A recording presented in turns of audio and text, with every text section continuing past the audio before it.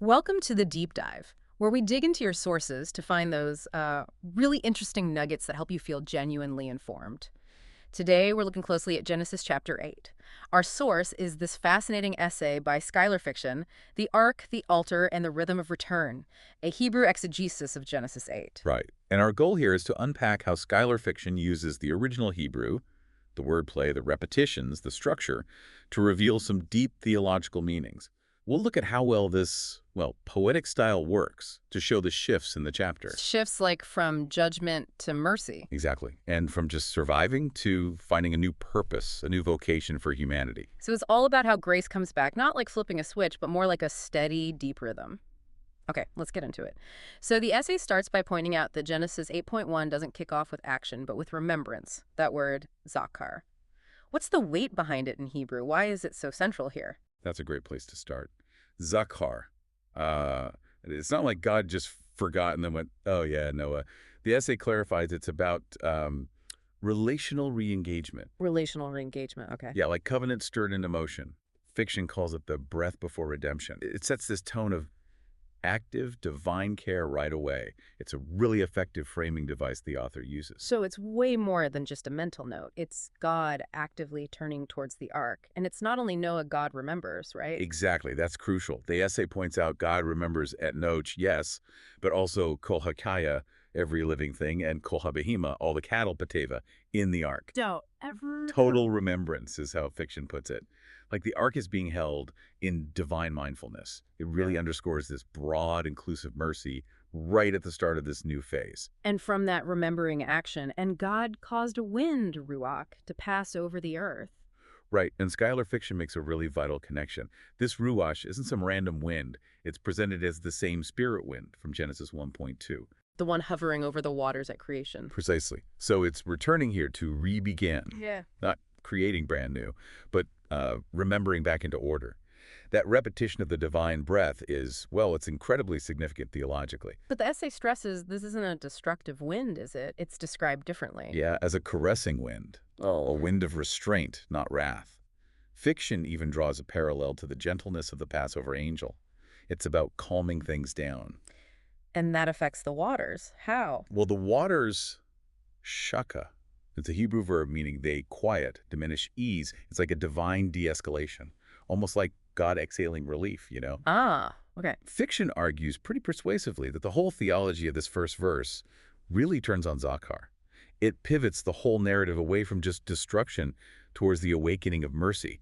That one word sets the stage. Wow. That really shifts the feeling. So for Noah, it's survival with meaning. Yeah. For the animals, it wasn't just random luck they were there. And for us, listening, it's maybe this understanding, the God who judges also restrains. That even when things seem silent, God isn't absent, just maybe waiting to remember, to re-engage. And the analysis of that ruach gets deeper. The specific verb for the wind passing over, vayaver. Yeah. It implies this sort of hovering presence that's restoring boundaries. It's healing, remedial. Not forceful. No, not forceful. It's a process, as the essay highlights. First memory, then wind, then peace. It's quite deliberate. And this idea of divine restraint, it keeps going as the waters go down. It really does. Verse 2 is key here. Schuyler Fiction points out that the fountains of the deep and the windows of the heavens were sakar, meaning stopped up, dammed, shut tight. Sealed off. Exactly. What was violent and broken open is now contained. And fiction draws a fascinating conclusion from this. That maybe creation isn't about getting rid of all danger, but about holding it within bounds, managing it. And the rain itself. The rain is kala, restrained. Like it's being held back, imprisoned almost. Yeah. So the storm doesn't just peter out, it stops because God commands mercy to return. So the essay argues God's greatest act here isn't the raw power of creation or destruction, but actually restraint. It calls it a secret liturgy. God remembers, breathes, restrains, patiently letting the earth grieve almost. Like a parent. Yeah, fiction uses that image. The ruach that ignited the cosmos now hushes the sea like a parent at the edge of a weeping child's bed. That's a powerful image. It really challenges you to see God, not just as mighty, but also deeply gentle. Okay, now I get to the rhythm part you mentioned earlier. The essay really dives into the way the waters recede. It uses this phrase, halak v'shav. What's going on there? Or halak v'shav, literally going and returning. Schuyler fiction calls this a liturgical motion, a chant of withdrawal. Like a tide going out. Exactly. That repetition emphasizes that the flood doesn't just vanish instantly. It's a slow spiral of mercy. And fiction stresses how time itself is like sacred architecture in Hebrew thought. So those numbers, 150 days, the 7th month, the 10th month, they're not just dates on a calendar. No, they're more like altars in the calendar, markers in this sacred process. And the verb for the waters diminishing, chaisar, so la, it means they're losing strength, like a warrior putting down weapons. And there's that symmetry, isn't there? The 150 days, the waters were rising is the same time they take to go down. Yes. The essay points that out. Judgment and mercy are measured by the same clock. It's a really neat poetic balance. Then the ark itself comes to rest. And there's a word connection here, right? To Noah. Absolutely. The verb is tanak, which the essay notes is a gentle word sharing the exact same root as Noah's name. Noah. It's subtle but significant. So Noah finds rest as the ark finds rest. In a way, yes. The ark settles upon the mountains of Ararat, and fiction describes it as becoming a kind of altar in waiting. The rest isn't just about location, it's covenantal. It's a really insightful connection drawn by the author. But Noah doesn't move yet. The door's still shut. It's this season of holy waiting. Right. Mercy unfolds, as the essay puts it, not all at once, but in measured rhythms, like liturgy, like breathing, slow, deliberate. So the world isn't just snapped back into existence. No, it's unflooded slowly, reverently, faithfully. And that patience, fiction argues, shows us something important. Mercy is rarely instant, but it is always returning. Going and returning. Haluk vashov, like the tide, like breath, like grace. This is really central to Schuyler fiction's whole reading grace as this persistent rhythm. That idea really sticks with you. Mercy as a rhythm, not a reset. Okay, so after 40 days of waiting, after the mountaintops appear, Noah opens the kalin, the window, not the main door yet. Right, a cautious opening, a sacred testing, as the essay calls it. And he sends out the raven. What does the raven signify here, according to fiction's reading? The raven's flight mirrors the water's rhythm, yatzozovashov, going and returning.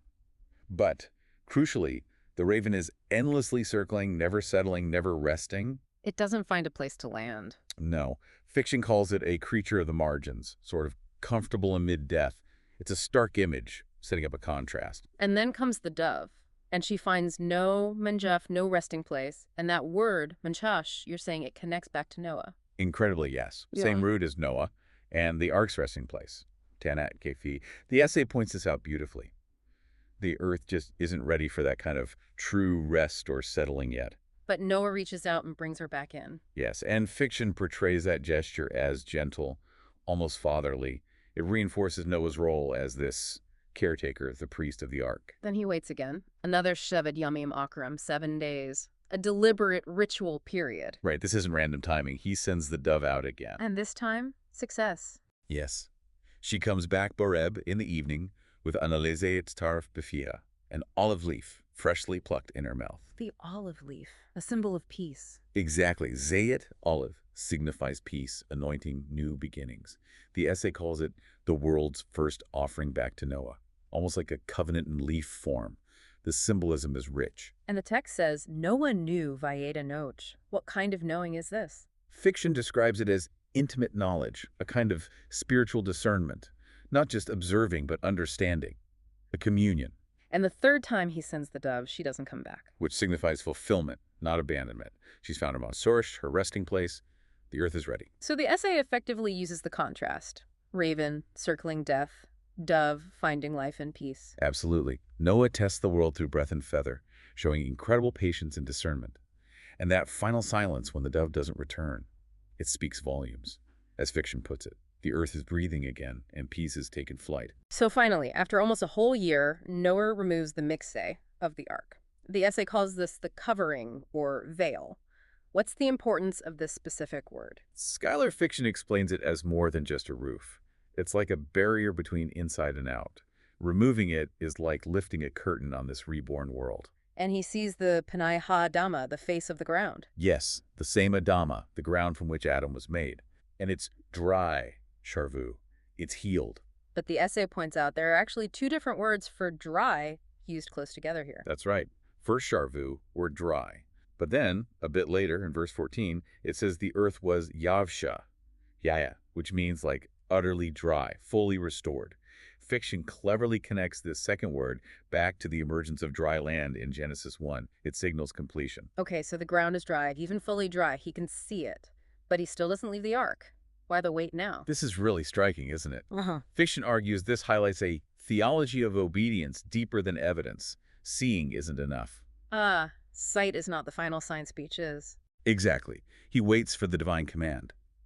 This delay isn't fear, the essay suggests, but something holy, a profound reverence for God's timing. And that really connects, doesn't it? For anyone listening who feels like maybe they're still waiting, even after the storm seems to have passed. Right. That idea that even when the sky clears, maybe the call, the next step hasn't actually come yet. We need to stay in the ark, not out of fear, but out of faith, waiting for that divine voice. That's a powerful thought from the essay. And then after all that silence, God spoke to Noah, Vedaber Elohim el Nocher Lamor. The essay emphasizes this, the first divine word since the flood began. So God, who closed the door, is the one who opens it again, but with speech this time. Precisely. It completes that arc the essay identified from sight to divine command. And the command itself. Sai, what does that Hebrew word convey? It's more than just go. Fiction explains it as a releasing, an unsealing, ascending. The ark, which is both womb and tomb, is now opened for life to emerge. And it's not just Noah told to leave. No, it's communal, mirroring exactly how they entered. You, your wife, your sons, and your sons' wives. The essay calls this poetic symmetry and an inclusio of preservation. It's a beautiful structural observation highlighting the restoration of family and community. So Noah isn't just released, he's commissioned, like a shepherd of life, a steward of rebirth. Yes, bringing forth every living thing. It's a sending forth, a repopulation, not just an exit. And the language used here, it echoes Genesis 1, doesn't it? It absolutely does. The text uses words like sharatz, to swarm, and the famous command paru urvu, be fruitful and multiply. The original creation commission is explicitly renewed here. Showing the world as being. Recreated not through magic, but through memory and repetition, as fiction puts it. This directly ties into God reinstalling those foundational rhythms of creation. And Noah just does it, no hesitation. The creatures come out, umishbegotem, by their families. Which emphasizes that sense of belonging, the structure of community reasserting itself, as the essay notes. Order restored. And fiction frames the whole exit beautifully as a liturgical procession, almost like priests coming out of a temple. The earth receives life again, not as a reward, but as a gift carried forward by obedience. Okay, so they're out. And Noah's very first action. He builds an altar, a mizbeach, to YHWH. The essay notes this is the first time the Bible explicitly says a human built an altar. That seems huge. It is huge. The essay interprets this as Noah's covenantal response to divine mercy. It's an act of pure gratitude, not obligation. And he offers from every clean animal an olah, a burnt offering. What's the significance of olah? Olah means that which goes up. It signifies a total offering, a complete surrender. And fiction makes a powerful point here. Noah gives this not out of abundance, he gives out of survival. It adds this deep ethical weight to his worship. And God's reaction. God smelled the pleasing aroma, virayak, YHWH, avrayak, shoch, that word nichit. Yes, Nietzsche's. Yeah. It's fascinating because it comes from the same root as Noach, to rest. Like Noah's name and the ark resting. Exactly. It links everything together. The essay suggests the pleasing scent isn't really about the barbecue, but about the intention, the heart behind the offering. The rest, the peace achieved through this act, the fire becomes a bridge between earth and heaven. And then comes this incredible moment. God speaks, but internally. Weimer, YHWH Alibo, and YHWH said in his heart. Which is, as fiction notes, an intimate and rare look into the divine mind, showing internal reflection. It's quite profound. And what God decides is, well, it changes everything. I will never again curse the ground, Adama, because of humans. It directly echoes and reverses Genesis 3.17, as the essay points out. Even knowing humanity's inclination, dollars, is towards evil from youth, God chooses mercy. It's grace before worthiness. Absolutely. A theology of grace before worthiness. The altar, fiction argues, becomes this major turning point. It initiates a covenant based not on laws yet, but on smoke and silence, rooted entirely in Noah's faith in God's internal decision. The essay makes a strong case for this being the pivotal moment, and that leads directly into the final verse of Genesis 8, which the essay presents as a kind of divine soliloquy, a declaration of rhythm. It's not spoken to Noah, is it? No, it seems to be spoken into the cosmos, a promise embedded into the fabric of reality itself. It starts Od kol yemi haaretz, while all the days of the earth remain. That phrase itself sets a tone, right? Definitely. It frames everything in temporal continuity. After the chaos and disruption of the flood, this restores time's sacred dance, as fiction calls it. And then come the pairs. Oh. Seed time and harvest, cold and heat. Summer and winter, day and night, 6 pairs. The essay highlights these as fundamental cycles of balance of opposites. They require patience, waiting, trust. So the world isn't held together by achieving perfection, but by repetition, by these reliable patterns. This is really the climax of the essay's argument about grace being installed as a rhythm. It's built into the natural order now. And the final phrase, lo ishbotu, they shall not cease. The essay connects that verb, shavat, to Shabbat, to rest. Yes, but here it's the opposite. God promises these cycles will not rest, they won't cease. The beat returns, constantly, reliably. So it's not about going back to a perfect Eden. No, scholar fiction argues it's about faithfulness amid fracture, sustaining the world in all its complexity. Grace isn't about erasing the past or achieving perfection, but learning to move forward together despite what's broken.